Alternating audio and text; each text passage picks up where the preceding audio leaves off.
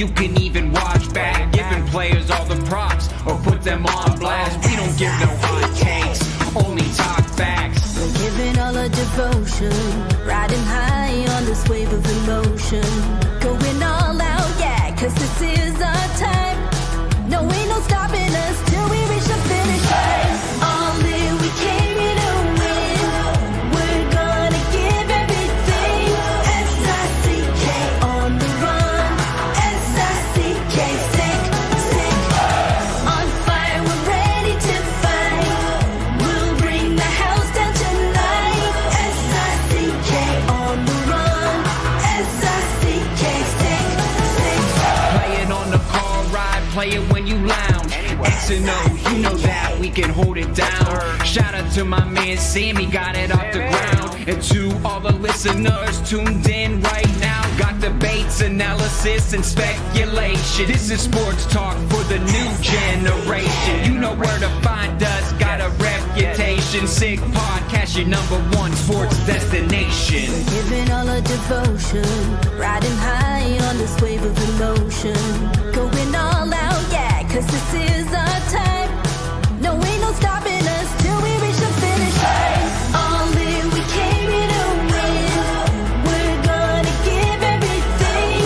S-I-C-K on the run. S-I-C-K, sick, sick. On fire, we're ready to fight. We'll bring the house down tonight. S-I-C-K on the run. S-I-C-K, sick, sick.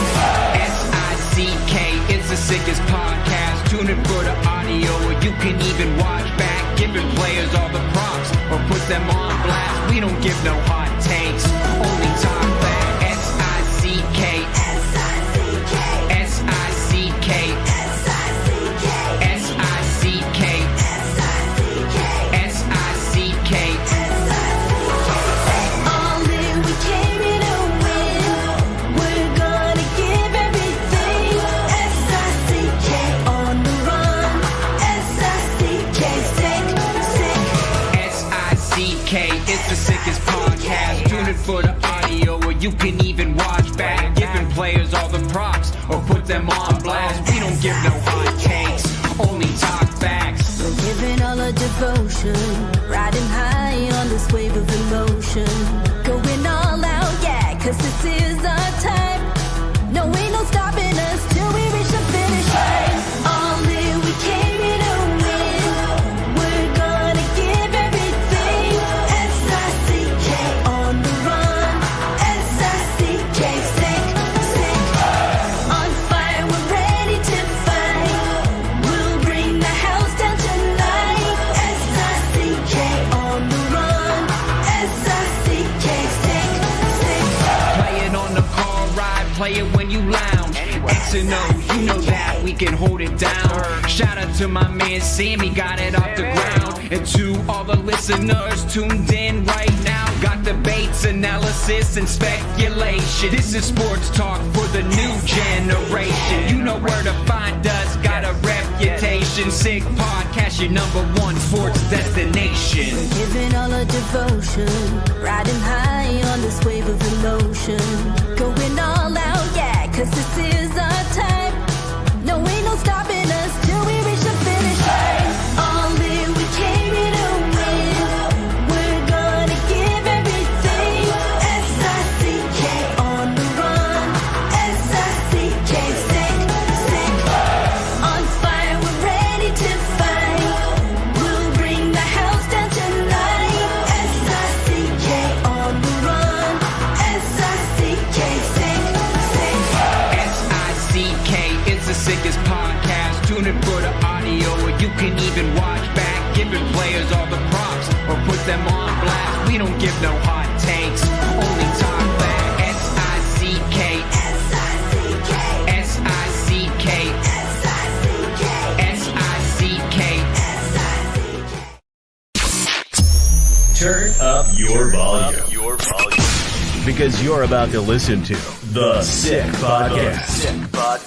With Tony Marinaro. 55 seconds left in the penalty, a minute and 27 seconds left in regulation time. Boston 4, Montreal 3. Lafleur coming out rather gingerly on the right side. He gives it into Lemaire, back to Lafleur. The sickest Montreal Canadiens podcast. You're in the ball! Sports entertainment like no other. Rejoint, on lui fait perdre la rondelle, une passe devant. Et c'est le dégagement et ce sera la victoire des Canadiens. Coupe Stanley pour les Canadiens. Leur 23e de l'histoire. You found the dogs! John, you found the dogs! He found the dogs! And all together, they worked a young team to the top. And now, a 24th Stanley Cup banner will hang from the rafters of the famous Forum in Montreal. The Canadiens win the Stanley Cup. Brought to you by Energy Transportation Group. Driven to be different. La Vida Tibi. Embrace your true nature. And Playground, your premier gaming destination. It's gonna be sick. Marinaro, the Sick Podcast on this Monday, July 14. I am live right now on YouTube, on Facebook, and on Twitter. I'm usually live during the hockey season. During the summer, sometimes yes, sometimes no. It all depends when I'm in the mood. When I'm not in the mood, I can line somebody else, somebody up. A nice night, not a nice night. Barbecue, no barbecue. Hey, listen. And sometimes it just works out that based on availability, it works out in the day. Sometimes it works out at night. I'm here. What a day I had. I'm telling you, I am still on adrenaline. We're going to be talking Montreal Canadiens hockey. I want to let you know that although the schedule for the upcoming 2025-2026 season is going to come out on Wednesday, I think the Hockey News was able to get their hands on it and already put it out there pretty much on social media. So we'll tell you what that looks like for the Montreal Canadiens. There's a lot of Canadian stuff to talk about. My buddy Jimmy Murphy, who's the co-host of the Sick Podcast, the Eye Test with Pierre Maguire, had a chance to talk to Montreal Canadiens Executive Vice President of Hockey Operations, Jeff Gordon. Jimmy did so on behalf of RG Media, wrote an article. If all goes well, Jimmy's going to join us tomorrow night on the Sick Podcast, so we'll get into everything that was discussed between Jimmy and Jeff Gordon tomorrow night. But I want to get back to the day that I had earlier today because it's not every day that you get a chance to sip out of the Stanley Cup. And it's an honor and it's a privilege and one that I was awarded earlier today. In that picture, you're going to see, of course, one of the two gentlemen holding the cup is Roberto Luongo to the left, who's the senior advisor to the Florida Panthers general manager, Bill Zito. And on the right, you're going to see his brother, Leo Luongo, who also works for the Florida Panthers and does some scouting and also follows the American Hockey League affiliate team around, and he holds different responsibilities with the Florida Panthers. Both of them are Stanley Cup champions for a second year in a row, repeat winners. And earlier today, Roberto Luongo, it's his day with the cup because once again, every member of the organization has their day with the cup. Yesterday, the cup was in Joliet at the home of AJ Greer and his family, and he brought it out, I believe, to a park and shared it with absolutely everyone. The day before, it was in Sherbrooke, Quebec. Sylvain Lefebvre, assistant coach of the Florida Panthers, he had it for the day. It will be in Montreal all of today once again. Earlier this morning, Roberto Luongo brought the Stanley Cup to one of his favorite cafes, which is Cafe Chocharo in St. Leonard. And later on in the day, he brought it to the Roberto Luongo Arena where he and his buddies, and this is a ritual, they did it last year as well, they played a game of ice hockey. And ironically, last year it ended in a tie. And this year it ended in a tie as well. And there you see Roberto Luongo. I was standing behind the glass at one point, and I got his attention. And he turned around, and he kind of waved hello. It was pretty cool, folks, because Roberto Luongo, it was Florida Panthers versus Florida Panthers. Luongo and his buddies dressed in the red Panthers jersey. And Leo Luongo and Roberto's son were actually dressed in the white jerseys. And Roberto in goal for the red team, and Roberto's son in goal for the white team. And it was a fantastic hockey game. The guys had a lot of fun. It ended 7-7. The Stanley Cup was there. There were a couple of hundred people that I think that were invited to the event. Once again, I was lucky enough to be one of those people. Watch the game. The Stanley Cup was there for everyone to take pictures. And then there was Roberto was taking pictures with a lineup of people outside after the event. And after Roberto finished doing that, he went back inside. His friends and family were there waiting for him in the locker room. They invited me down. And I got to share that with a buddy of mine and his son, who are Florida Panthers fans. So it was pretty cool. They were pretty excited about that. And we had a good time in the locker room. Very, very gracious. Roberto, his brother Leo, once again. They invited me over and they said, hey, take a sip of champagne out of the cup. So I did that. And, there's some say that you're not supposed to drink out of the cup if you're not a Stanley Cup champion. Hey, it was good with Roberto and it was good with Leo that everyone there was able to do it. So you know what? I wasn't going to pass up on the opportunity. The one thing I would not do is I would not pick up the Stanley Cup and put it over my head. That I don't do. I believe you need to be a player or a member of the organization to be able to earn that and deserve that and have that honor. And so I'm not. But we took a picture where we're both holding it waist high, as you can see. I think that's pretty cool. And once again, I got to sip out of the cup. We have, before we get to Eric Engels, who's our guest tonight, do we have different videos from in the room as well? Other than that, do we have anything? Come on. Let's go.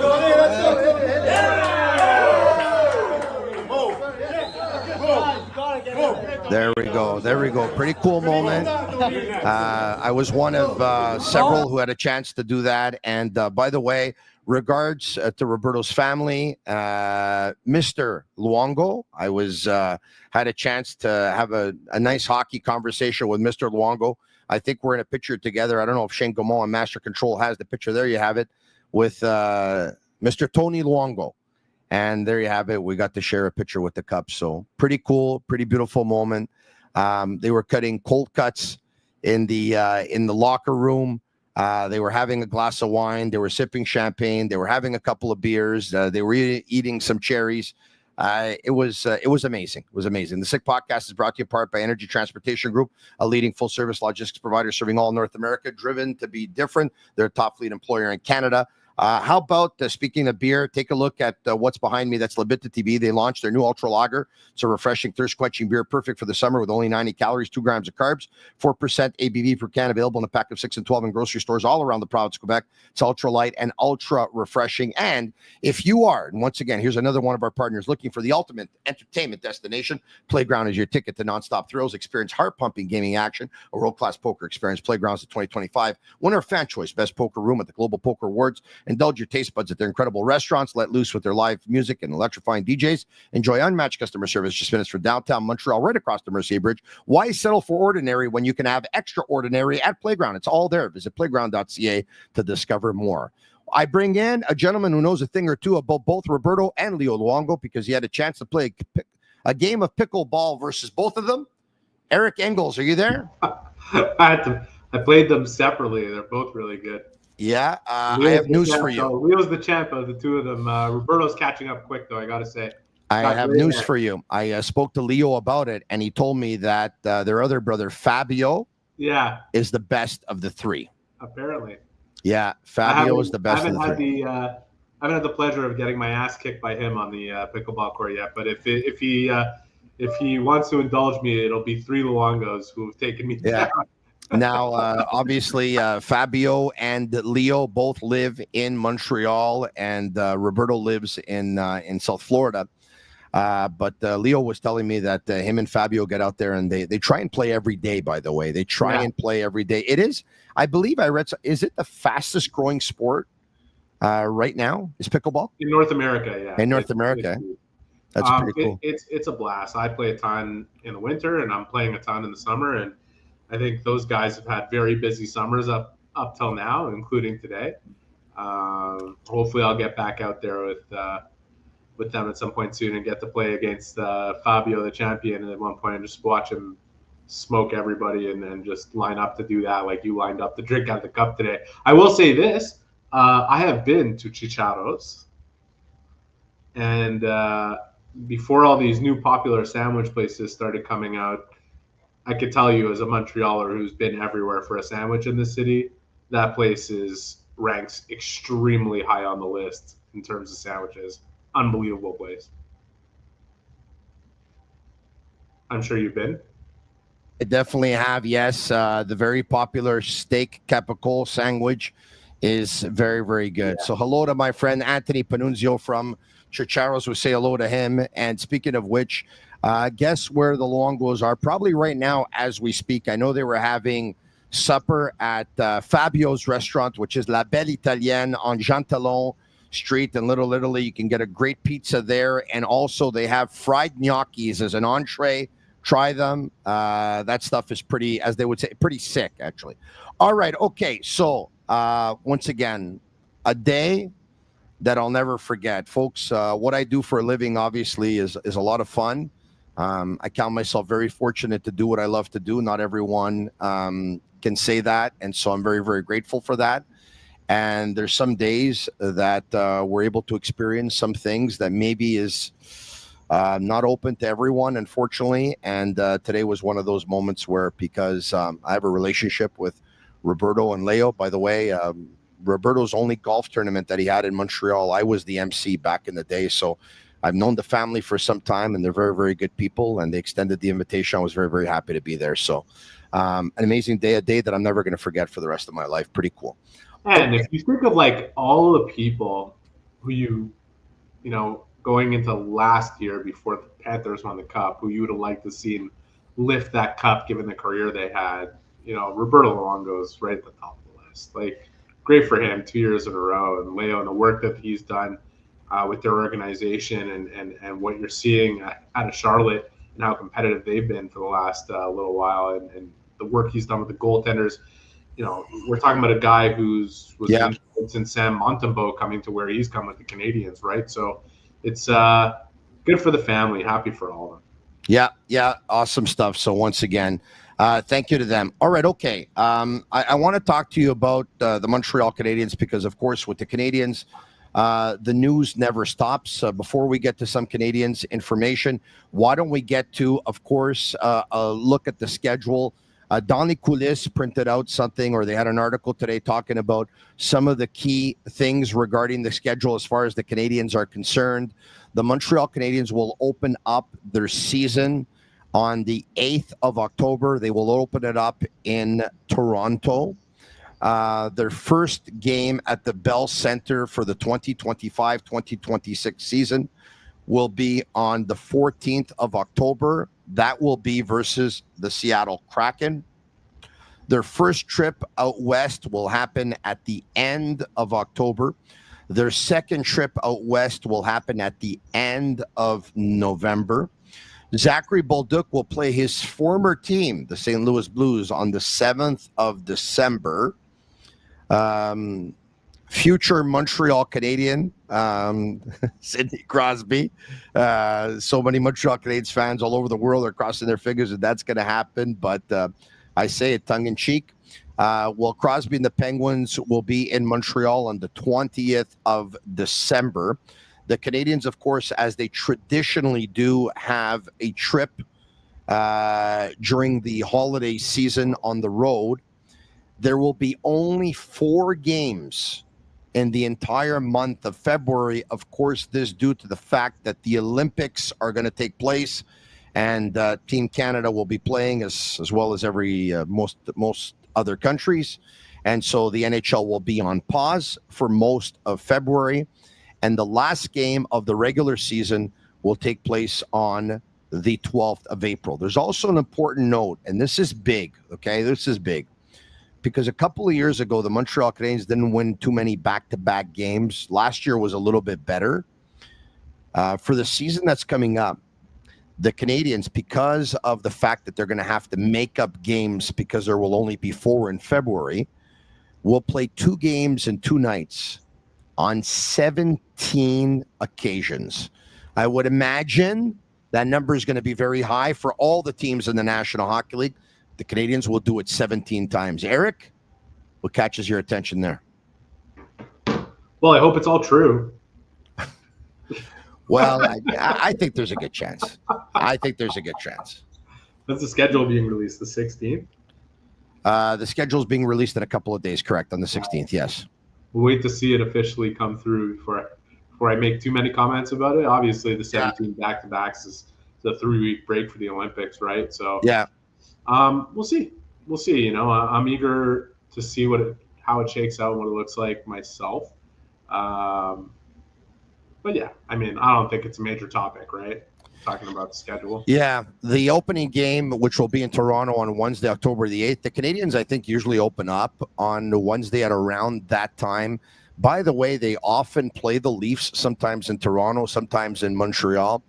It would have been cool if the Canadiens on the Saturday would have opened up their season, but according to this report, the Canadiens' first game at the Bell Center will be on Tuesday, October 14th. So I have to tell you, the talk at the Roberto Luongo Arena earlier today from a lot of people pulling me aside was, is Crosby going to join the Canadiens? And everyone has an opinion on it. As a matter of fact, I even discussed it with Leo.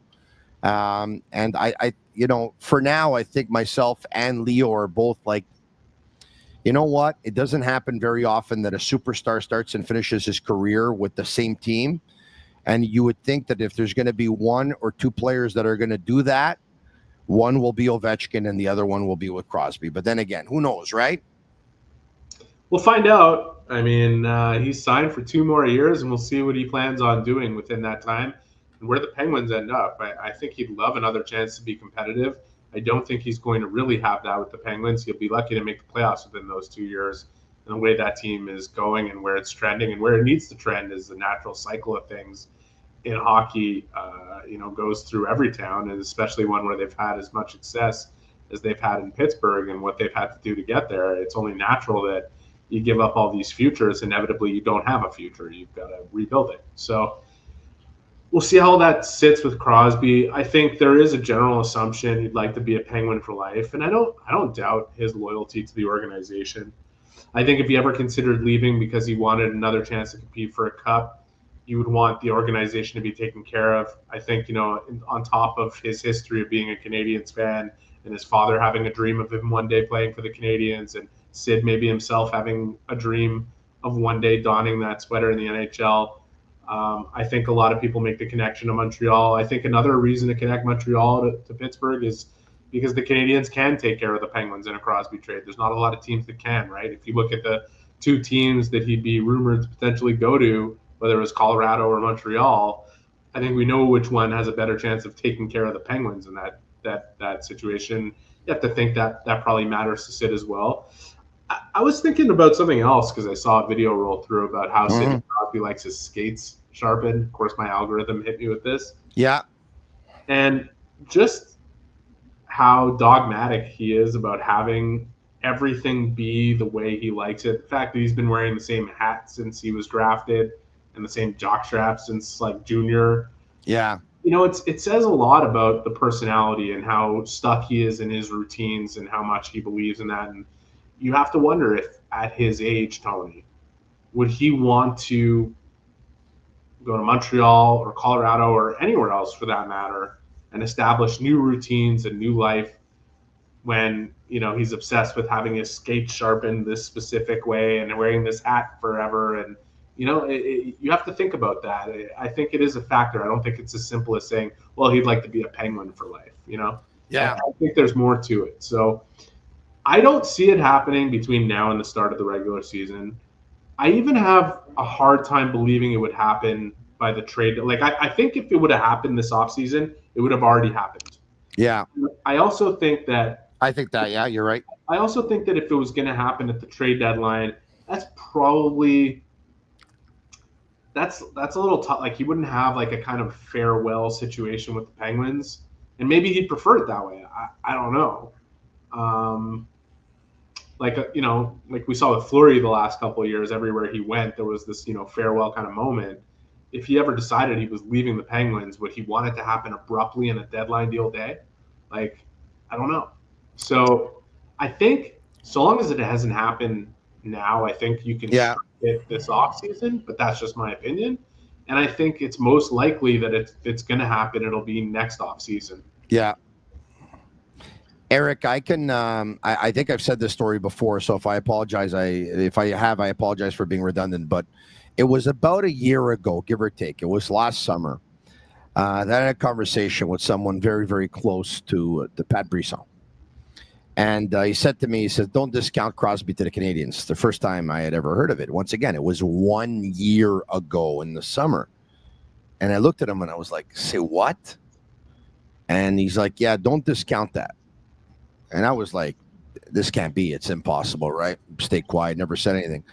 And then, of course, this all started because Yvon Lambert went on, I believe it was 98.5, and recalled the story that he said that Kent Hughes asked Yvon Lambert, if you had a chance to make a deal for Crosby, would you do it?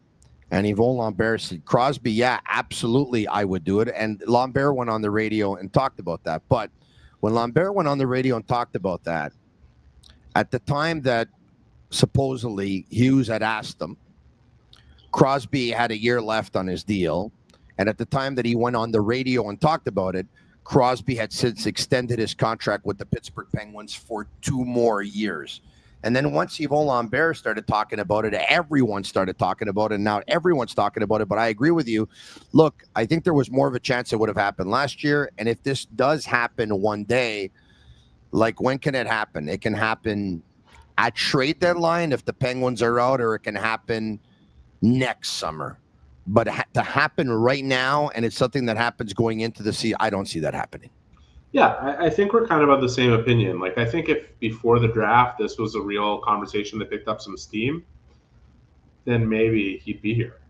But I still believe that if he goes anywhere, the Canadiens have a chance of getting him for multiple reasons. One, because of all the connections, but two, because they can actually take care of the Penguins in a trade. And I think that would matter, Sid. But we're a long ways away, I think, from any of this happening. If it happens at the deadline, it'll be because the lead up to the deadline was disastrous for the Penguins, and it became something more digestible to Sid and became more publicly kind of litmus tested to the point where it wouldn't be so abrupt that he was leaving Pittsburgh. You know what I mean? Yeah. It would be pretty hard for him, given his loyalty and what he's meant to that franchise,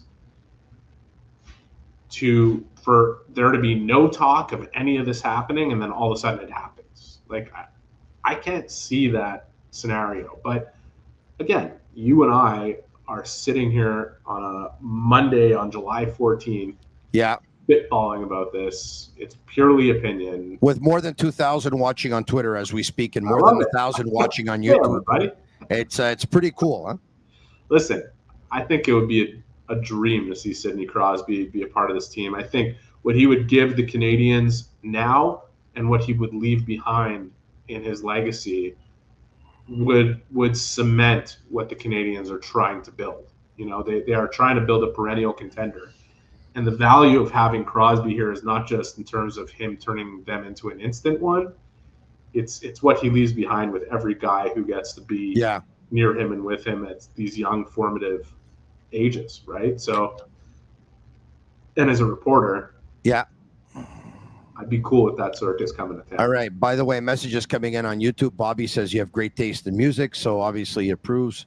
Did you go to the Coldplay concert in Toronto a couple of days ago or what? No, and we can't compare these guys with Coldplay. No, eh? All you right. know these guys, right? I do not. No. The Allman Brothers Band? Oh, I wasn't able to read it. All right. Okay. Yeah. My glasses aren't good enough. Is it mirrored? I'm not a big music connoisseur, and those who have heard me sing will say that I'm not a very good singer either. All right. Okay. You are a phenomenal singer. And I thank you very much. You're a good man. I take back everything I ever said about you. All right. Okay. The Sick Podcast, it's a joke. The Sick Podcast is brought to you in part by Accent Insurance Solutions. All insurance isn't created equal, Eric. You know where to find the right solution for you. Accent Insurance. Accent doesn't sell insurance, by the way. They shop the insurance for you to find the right product. Right on the money, whatever your insurance needs, home, automobile, or business. Call 514-363-3636. You can do that tomorrow, by the way. Or visit their website, accentassurance.com. Go all the way. And by the way, you can get on the action on any sport with Betway and get a free bet up to $200. If your first bet loses, scan the QR code on the screen or click on the link in the details section to create an account. Redeem your welcome offer. Offers only available for new customers. Terms and conditions apply. Offers not available in Ontario. Must be 18 years of age and older. And please play responsibly. Hey, by the way, did you have a chance to see some of those videos that have been all over the social media in the last couple of days with the make your move on Saturday night in Blainville, Boisbriand? Ivan Demidov taking part in that competition. It's been going on. Zach Fucali told us it's been going on for about 8 or 9 years, and now they introduced they added to it, bringing in a couple of pros, a couple of former pros. Demidov was involved, and he put on quite a show. And it's beautiful to watch, Eric, a young man who comes over from Russia in April, joins this team, and as much as he misses Russia, has stuck around in Montreal. He lives in Griffintown. And he's on the ice. You talked about it last week, saying sometimes once a day, sometimes twice, always once a day. Sometimes it's not sometimes. This kid gets to the rink. He hits the gym. He goes on the ice. He goes home. He has a meal, takes a nap, comes back for a solo session in the afternoon. 5 days a week. It's unbelievable. Look, he's got the smile too. He's always smiling. He's happy to be on the ice. He's happy to be here. He's embracing the love that he's getting. He loves the people. The people love him.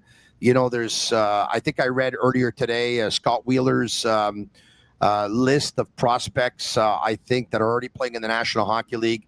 I think he's got Demidov at number 3. It's all the makings are there, Eric. He's already been compared by some to a young Nikita Kucherov. Could you imagine he turns into anything like Kucherov? Yeah, I can imagine it. I can definitely imagine it. The talent is through the roof. Look, it's a perfect lead-in to a wider discussion here, Tony. Yes. This kid, I think we all know what the talent is. That we could see, and it doesn't need to be in a shootout competition with a bunch of influencers. The talent was obvious the minute he stepped on the ice at the Bell Center when he came over from Russia. It was obvious through all the highlights in Russia. The work ethic that Lane Hudson was adored for this season. All the videos of the off-day ice routines, and this kid is built in the same mold. And when you have two players like that at the younger end of a young core, I think a lot of people are looking at the Canadiens right now, right? They're looking at how Dobson has come in, Bolduc has come in, 2 core pieces that fit well with what the Canadiens are doing, 2 pieces that will help them now, but 2 pieces in going to acquire them, they haven't been able to address some other things, and potentially the team could go sideways, it could go a little backwards, maybe it'll step forward, but it's still more of an unknown than people would like after they've made the playoffs, right? The internal factor for me is the greatest opportunity for the Canadiens to continue to move forward right away. And when I see Demidov and Hudson as the younger elements of this core, as 2 guys with their work ethics that can drive the rest of the group, that will, a kid like Slafkovsky or a kid like Caulfield, or they will look at those guys and be like, I'm going to push it just as hard, or Doc and Newhook. Yeah. That to me, aside from all the things that you could point to on the ice that would potentially keep the Canadiens as relevant as they want to be, that is the biggest factor that would enable their growth this year. And I think it's very easy to look at them on paper and say, there's some holes here, right? Like Dvorak left, Armia left, Savard's out, penalty kill. Those were 3 big components. Face-offs are going to be a problem. But what could counteract that is the internal growth of each player of that young core. Yeah. And I think they're pushing each other. I think they're all pushing each other with what you're seeing from Demidov and Hudson and Slav. And I think that's something that's developing here that is as big of a reason to believe that they will inevitably become the team that they want to be as anything. Byron Bader of Hockey Prospecting joined me a couple of days ago, and he has a formula when you put all the numbers and the data and the analysis together. He's got the probability of Lane Hudson and Demidov being a star in the National Hockey League at 99%. So obviously the chances are very good. Demidov, you would think, is going to be an odds-on favorite to probably win the Calder for the upcoming season. I don't remember when was the last time the Montreal Canadiens had two players that won the Calder in back-to-back seasons. You know what? So I'm not even going to attempt to guess. And by the way, you talked about the centers and the left-handed center. There was a lot of talk a couple of days ago of Zachary Bolduc, who's been spending some time with Mark Bureau, who's a face-off specialist. Of course, Mark was one of the best in the face-off circle in the history of the National Hockey League. Tony, it's priority for every single forward they have on this team to work on this element of the game. For sure. In the event that they do not, and they're going to still push to try and do it, but in the event that they do not find somebody else to come in to help the center line, whether it's lower down the depth chart or higher up the depth chart, whether they do that or not, they want everybody working on this to counteract what they view could be a potential weakness next year. And it's not just Bolduc. I know a lot of people looked at Bolduc being told to do that as like, okay, they're going to use him at center. Like, they're going to have everybody focused on this skill. Was it you that asked if the Canadiens are where they thought they would be thus far this summer as to what they wanted to accomplish? I know the question came up a couple of weeks ago. I'm just wondering if it was you who asked it. The final press conference? No, I don't. Okay. So let's talk about my memory is already fading. So let's talk about that for a second here, okay? Yeah. If when the Canadiens got eliminated, I think it was the 30th of April, if I would have told you, Eric, okay, so you know what? It's clear that the Montreal Canadiens need a second-line centerman. It's clear that it would be pretty cool if they can get a player on the second line to play with Demidov as well, who's another winger. It'd be clear that the Montreal Canadiens want to upgrade their top six. It'd be clear that the Canadiens want to add a little bit of grit, a little bit of physicality. They want to add a really good forechecker. They want to add some nastiness to their lineup. They'd probably like to be able to log another defenseman who can play 22 or 23 minutes. It's clear the Canadiens would like to probably improve the second wave of their power play. There's a lot of things the Canadiens wanted to improve. If I would have had this discussion with you on April 30th, and now I'm having it again on Monday, the 14th of July, have the Canadiens improve their team to the pace that you thought that they would, or to the extent that you thought that they would, looking back on their elimination on the 30th of April? They've done it in a somewhat unpredictable way. If you would have asked me on April 30th, a lot of people were assuming with Savard going and them needing experience on the blue line that they were going to go for a top four blue liner on the right side. And I can tell you, like, that wasn't a priority for them until Dobson all of a sudden became a real possibility of somebody they could get without giving up core pieces to get him. Like, they were more, based on conversations I had, more interested in having a guy that would be a seventh defenseman than a number two. Like, so, you never know. And that's kind of something to be aware of as this moves forward here. And I know Jeff Gordon has done a couple of interviews in the last week, right? He spoke with Godin on their notebook. He spoke with Jimmy Murphy. I saw something came out. Yeah, in RG Media. Yeah, Jimmy will most likely join me tomorrow, correct? Yeah. And, he talked, I think he made one reference to teams that went into the offseason hoping to accomplish something and didn't necessarily get to what they wanted. You could probably put the Canadiens not at the top of the list of those types of teams, but somewhere on it, because obviously they had a need for a second-line center, and obviously they'd like to fill it as soon as possible. Now, they're not, we've talked about this ad nauseum, just trying to fill it. If they wanted to, they could do that. They're trying to build a winner down the line, and that's why the moves for Dobson and Bolduc speak to what they're trying to do. Those are good moves in the short term, but they're longer-term moves, and that was the aim behind them. But I have people come up to me, and you have people come up to you all the time in the summer, right? And people are coming up to me, and they're saying they got to get a second line center. They got to get, and I'm like, they don't have to do anything. Like, they would like to. But when people ask me what potential targets are, it's very hard to answer because some of these teams that are dissatisfied with the way the summer has gone so far are suddenly going to make a player available from another position to fill a weakness on their team. It's very hard to gauge who the names are that are on the market because that's a moving target. Yeah. Dobson wasn't guaranteed to be on the market, and all of a sudden he was, and that got hot, and the Canadiens were all over. Yeah, and by the way, one of the reasons we're hearing a lot of things about Dobson, we're hearing that Patrick Roy probably wasn't the president of his fan club. Roy probably wanted him to play up to his 6'4". He's not that kind of defenseman. Maybe some frustration set in there.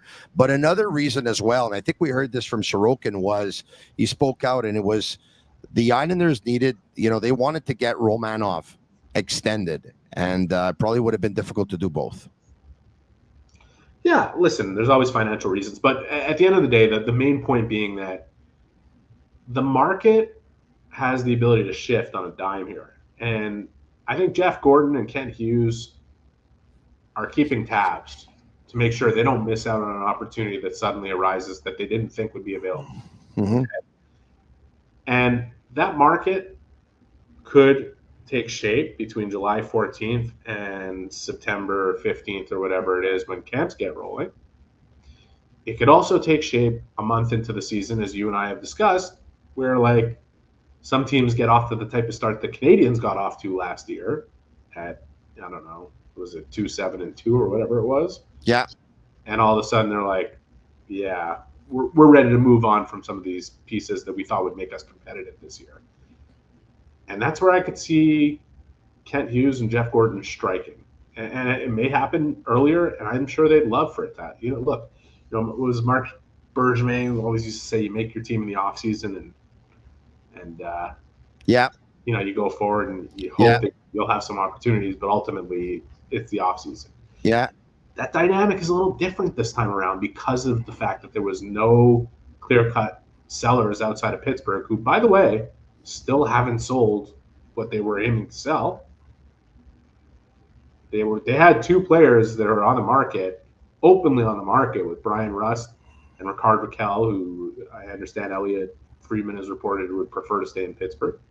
I don't know. Ultimately, that'll be up to him. Speaking of Elliot reporting, by the way, there was news probably about 10 minutes ago, and that is that Bowen Byram and the Buffalo Sabres avoid arbitration.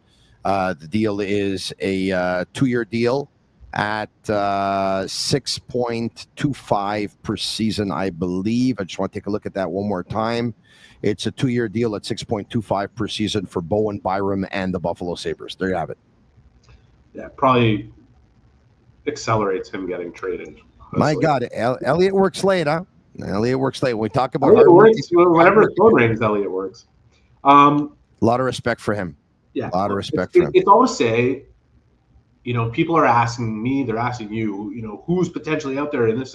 Like, the answer to that question can change in 1 second. Yeah. It's quiet now. We're in the dead of the off season. People are taking a break. It's a long year. They're working around the clock, but they're not far from their phones.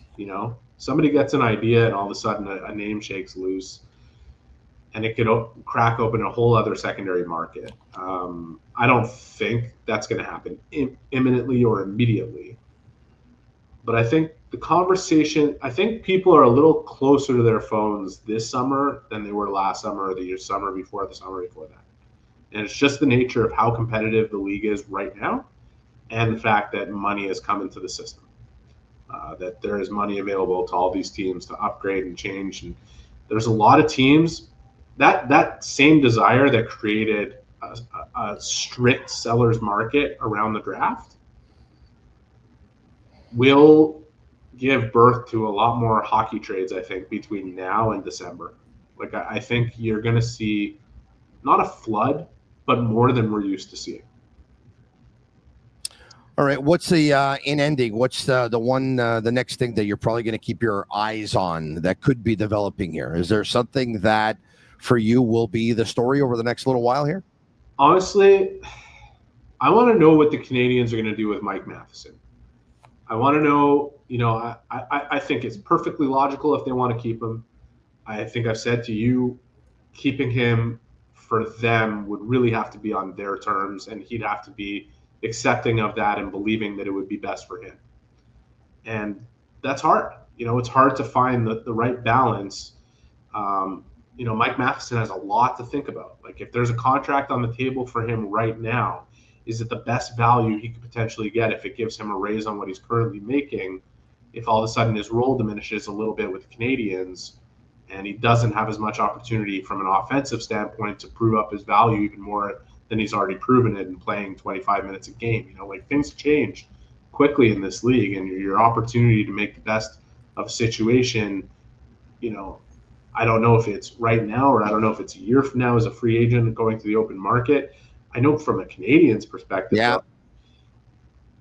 they'd rather, I would have to think they would not like to go down that road of risking him walking away for nothing, especially with the value that he actually has in terms of there's a ton of teams out there. Yeah. Would kill to have a player who's capable of producing 50 to 60 points in a season. I know he didn't do that with the Canadiens last year, but that was because Lane Hudson was literally placed in his role and he was put in a really defensive role. Correct.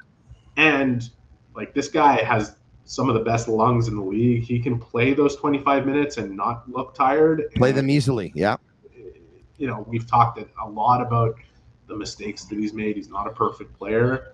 Eric, there's a lot of people that are quick to trade Mike Matheson, but those people need to understand as well that if you want to have a competitive Montreal Canadiens hockey team, history has shown that teams cannot go in with 80% young defensemen. You need someone in his 30s now. Yeah. I also just think, Tony, you put those 6 guys together, 6-7 guys, and he's still part of this. Holy shit, that's an unbelievable defense. And I think people have to understand too, if the Canadiens want to get a centerman for a second line that is either in the prime of their career or they're still the prime yet to come, is that team going to want 31-year-old Mike Matheson in a package? I don't know. Maybe, but that's the whole thing, is that piece right now is currently not available on the market. But all of a sudden, if a couple teams decide there's something that they would be addressing a weakness with a player like that would make them more competitive, they have something else coming up through the – I don't know. The only team I think of is the Oilers for now. All I know is this. They need defense. And we're talking about it earlier today. There was a debate going on at the rink earlier today because obviously the Panthers, Roberto Luongo was there and he had the Stanley Cup on display. There were a lot of people that were talking about the Stanley Cup final. And I said, listen, for those who thought that Edmonton was going to win, it was on the revenge factor pretty much only, because if you took a look at it on paper, let's be honest, the goalies obviously didn't compare. There was a huge advantage to Florida. And then on defense, Evan Bouchard, Matthias Ekholm, Darnell Nurse, and Brett Kulak. That's your top 4. Going up against Aaron Ekblad, Jake Walden was Seth Jones, he was, Gustav Forsling, and Mikola. Huge advantage for Florida. I don't consider it huge. I think Edmonton had a puck mover on every pair, a dynamic that the Canadiens would have with Matheson in tow, and potentially even without him. But the reason I brought this up is they need to know where they're going with the player. And I remember us talking about this a couple of years ago. This would be the first big decision, truly big decision of this rebuild in terms of advancing, accelerating windows and being able to sign this guy for the right amount or potentially have to move on from him even though he's not a player that you want to trade. Yeah. That's the thing I'm most focused on between now and the start of the season is where things go with Mike Matheson. Do they go into the season with him unsigned or signed for just one more year at 4.8 and change? So maybe we'll know a little more when you and I talk probably again next week. Eric Engels on that. Thanks so much, man. You have a great night. You too. Take care. Thank you very much. Special thanks to Betway. Special thanks to Accent Insurance Solutions, also to Bittt, Tibi, also to Playground, and also to Energy Transportation Group. Special thanks to all of you watching. Leave us a 5-star review on Apple. It's our way of feeling the love. For Shane Gaumont and Master Control, it's the Sick Podcast. I'm Marinaro. Have a great night. Thank you to the Luongo family once again. What a day. And that's a wrap. Hope you don't miss us too much until next time. Follow the Sick Podcast with Tony Marinaro on YouTube, Instagram, Facebook, Google Play, and Apple Podcasts. The Sick Podcast is brought to you by Energy Transportation Group, driven to be different. LaVie.tv, embrace your true nature. And Playground, your premier gaming destination.